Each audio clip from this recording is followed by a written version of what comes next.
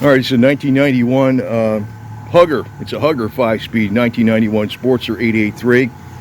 Actually has an aftermarket oil cooler on it, Vance & Hine air cleaner, aftermarket air cleaner, which it's a good quality one. Looks like it's lowered beyond, just lowered a little bit more than the Hugger even. This, it's a chain drive because the first year they had the 5-speed with the 883, it was a chain. The 1200 was a belt, and then after that they were all belts. Very first year was a chain. It's got 20,272 miles on it. Everything on it works. And this thing is a biggie. It's a Mustang seat. Mustang seat. This seat alone is a good $450. I know my solo seat was $400. I know a 2-up seat has got to be at least $400. So, and it's got, you know, the aftermarket pegs and stuff. Looks for $2,000. You can't beat this thing. 20,000 miles unmolested. Well, it runs good. It's been lowered quite a bit. It's not a Hugger, but it's got lowered shocks on it. I think those are 9-inch shocks. I think stock ones are like 11.5 or 12. I think they're 12. So it's lowered a lot in the rear. I can tell when I put the kickstand down, it'll clean up really good. There's a little oxidation on it. Just tell it's an 883. It's got, mine sounds nastier, but it's a good bike. Good bike. I just tightened up the seat a little bit. The guy forgot the key. He had the title, forgot the key, so I hot-wired it, you know. He's gonna send a key in the mail. So, be checking, see if this, oh, it's, I think I got it running without the headlights on. Oh, I think there's no horn on it. That's right. It looks like there's a couple. These are probably the horn wires right there. Yeah. So, little minor shit, but that's the actual mileage right there. It's good. Tires are old. They're in good shape, but they're old. There's no cracks on them. I'm actually going to ride it like that, you know. Sometimes they last, you know, there's no visible cracks, so I'm sure I wouldn't ride him out on the highway though. But he had it registered, so he was riding around with it a little bit. That's a Mustang seat, and the price on it was like $210 on the sticker, but I know they're like over $400 now, so that's probably been on there a while. I tightened it up a little bit, and I put Loctite on the screw, because this way somebody come by and steal that seat with one screw and just steal it, you know. It's got a Vance & Hine air cleaner. You rebuilt the car, we put two plugs in it, wires, and battery. But it's the first year for the, so it's a spare bike, you know. I got my other bike over here, so, right here, so, right. And that bike, your bike's gonna go right in here. Got a spot for it, so. Yeah, I'm gonna put some 6-inch risers on here. Not change the handlebars. I'm gonna have to adjust this angle of the clutch a little bit so it feels, clean up some of this bars and stuff. And this way, and I'm gonna put a windshield on it. And later, I'm gonna put the 4.2 gallon Paco gas tank, so it'll have a lot of range in the bags. And then just leave it stock and clean it up, and so it'll be like a Sportster bagger kind of, you know. And but I didn't pay much for it. I paid $2,000 for it, you know, as you would. Some of the aftermarket stuff on it's worth. I mean, that Vance & Hine air cleaner and a battery and a seat is probably $600 right there if that's all brand new. It's got aftermarket pegs on it, little doodads here and there, chrome guard, chain guard, little stuff. But you know, everything works on it. I mean, the brake lights work and stuff. Yeah.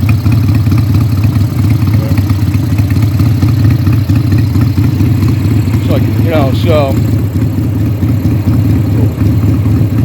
get it cleaned up, and that's what I was looking for, not go too extravagant. And this is kind of perfect. It's very hard to find a bike that nobody messed with today. And it's got, oh yeah, it's got this aftermarket oil cooler on it too. I don't know what those are worth. Sometimes they're like $100 or something, you know. And you know, it just changed, the oil's all been changed and stuff. I'm gonna check the trans fluid on it though. Yeah, that's the horn. I was wondering what those wires are for. This is bad about the old bikes. You gotta have your fork lock right here.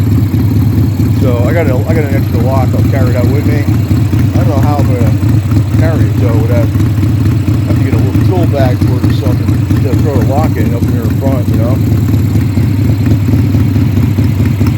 Yeah, I'm satisfied with this.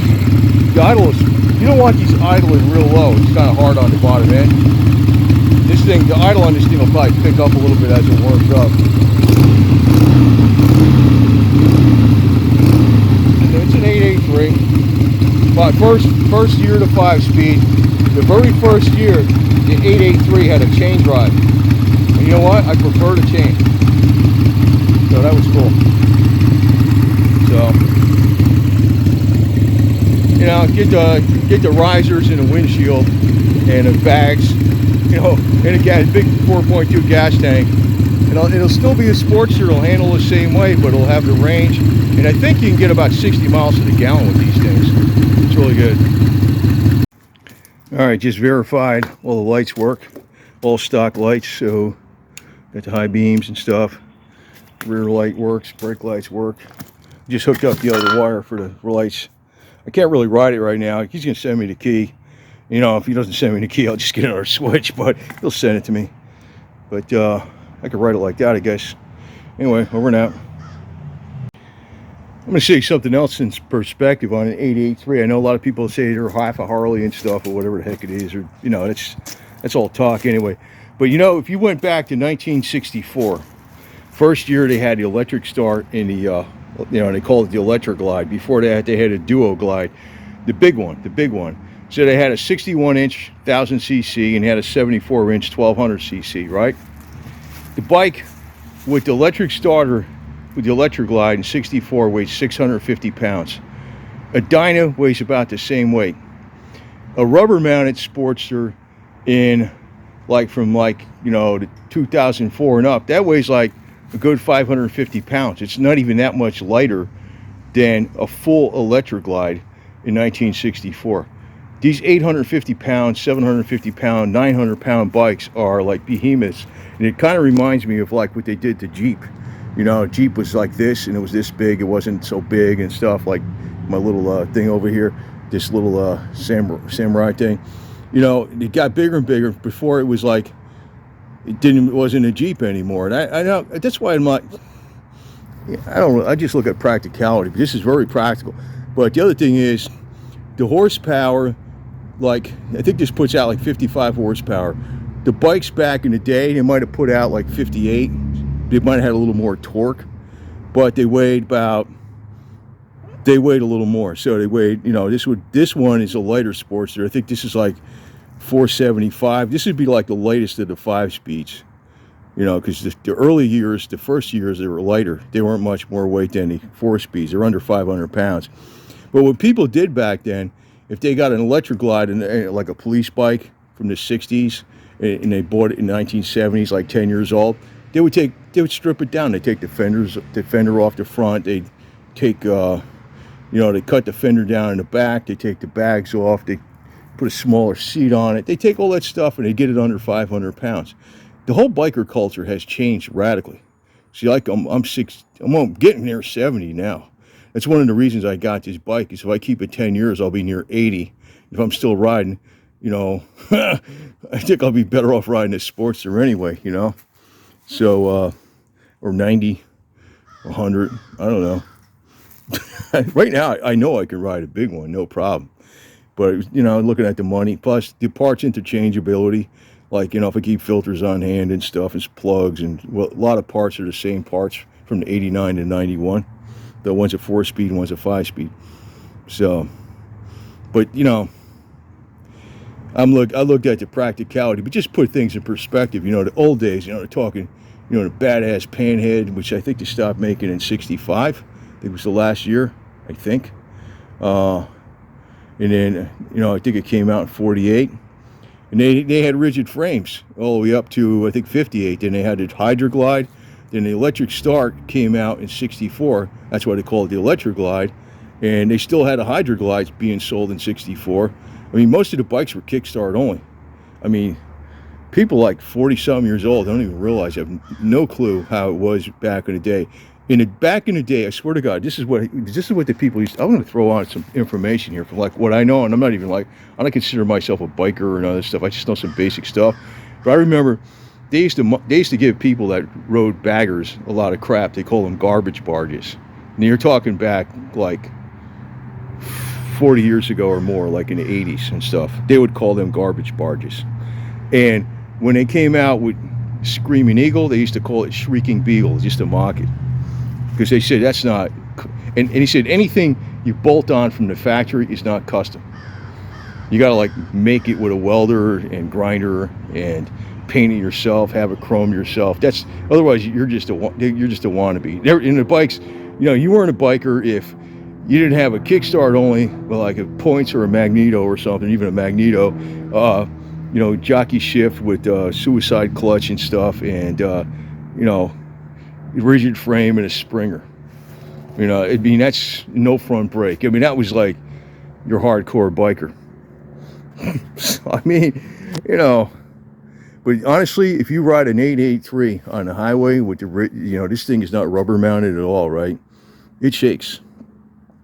Even this bike, you got to be tougher to ride this bike long distance than one of those big baggers. The big baggers just, they're like a Cadillac. This bike, you know you're on a motorcycle. But that Mustang seat, that's great. It's got the, I saw that in the ad, and I says, I thought it was a Sundowner. I wasn't sure what it was, but I knew it was an aftermarket seat. And I said, man, that seat looks like it's a few bucks, and it was.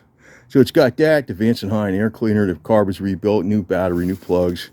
It's got an oil cooler on it, and I don't know what else. The aftermarket shocks has been lowered. It's a little too low, to tell you the truth, for me, but it's okay. I'm gonna leave it alone. I'll leave it alone. So right now, I'm just gonna shine it up so it looks like chrome. The aluminum, I'm gonna get it all like chromed out. Just not chromed. It's gonna get shiny. I got my polishing kit over here, so we'll be working on it. And the only thing I'm gonna get, well, I get the key. Check the oil in the trans. I'll probably get that horn and you know, the risers and stuff. I probably will get those. I might be able to stretch his brake cable up here. I don't know. I know I could put 4 or 5 inch risers. I don't know about 6 with this. I might have to get an aftermarket brake cable if I go with 6 inch risers. But then I can actually see how this is. It's bolted in here. Actually, if you you straighten this tubing out a little bit, you can probably get it 6 inches. You know, 6 inch risers on here. I would like that because it's like you got the stock controls and handlebars, but you know, it's like, I don't like apes or mini apes. You can leave the stock handlebars and just fix, without messing with any of the controls, just put the risers on it. Sometimes you got to change a cable or something, but usually you don't if you don't go too radical. If you put 10 inch risers on there, yeah. I'm going to go with the 6. So, but yeah, that's a sweet deal, and it's very much an unmolested bike, and she's going to get shined up and taken care of, and it's going to be my second bike. So one thing I don't like with my other bike, which if I work on it, I get antsy that I start thinking, oh, the bike's all apart. I get all flustered, like I can't use the bike. Now, psychologically, I could take it my time because I know I got an up and running bike. See what I mean? Because sometimes I'm like, you know, I got to get this done. I don't like my bike being apart, you know? So this thing, I'll have this thing always be up and running and be good to go. Yeah, you see I'm shining up a little bit down there, but another thing From 2003 and up, they started making the press bottom end. It doesn't have the Timken bearing bottom end where they used to, which they were making like for decades, and they have a much greater tolerance from the factory. I think up to 12 thousandths run out. So you can get a good one at maybe it's only 2 or 3 thousandths, but if you got one that's 12 thousandths, it's not going to last that long. And even if you put performance parts in a bike, they tell you to go back to the old style. So this is a 1991. It's got the old style bottom end. That's another thing I was looking at too. So carbureted, right? And you could throw points in this thing too. If you wanted to go skip the electronic ignition, you can put 6-cylinder Chevy points in it. My beef with the bikes today is they're getting so complicated. They're like the cars. This is like a 1968 Chevy, except it took decades longer for the bikes to get all the electronic junk in them. Now, you know, they're like, you know, they got codes, you got fuel injection, O2 sensors, theft protection, all kinds of junk. And I'm like, you know, forget about it. It's like, I want old school. So, you know, right now, I think these kind of bikes, people would be kicking themselves for not buying them. Right now, they're cheap. Just, well, like the Shovelhead, you was a dime a dozen not many years ago. Now it's like a collector's item. But this bike is going to be a good practical bike for many, many years. And that's the whole thing. There is some stuff I got to do because these shocks are a little bit too damn low. And they're so low that the kickstand doesn't go over as much. You know, the bike doesn't lean over that well. And if you I don't like that, so I'm probably gonna have to replace the shocks. But I'm not gonna go hog wild and do this stuff right away. I'm just gonna clean it up and you know, check the oil on it and all that wonderful stuff, and ride it around a little bit, and not mess with it right away. So over and out. Oh yeah, and I put when I adjusted the seat, I put a little something underneath here so this doesn't scratch the paint, and I Loctated this. Because somebody can come by with a screw, and I tightened it down really good.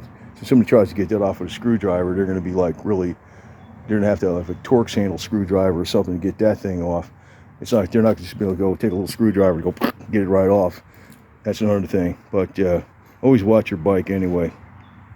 See, my Mustang seat on my bike, I got the pillion seat, which is stock. And then the Mustang seat is here and it's bolted here. So you'd have to take this off, and then there's something in the way. There's like a sissy bar, and there's a bag back there to even get at this screw, and you have to take this screw off to get at this screw. You know, so it's a little tougher to get at, but always watch your bike anyway.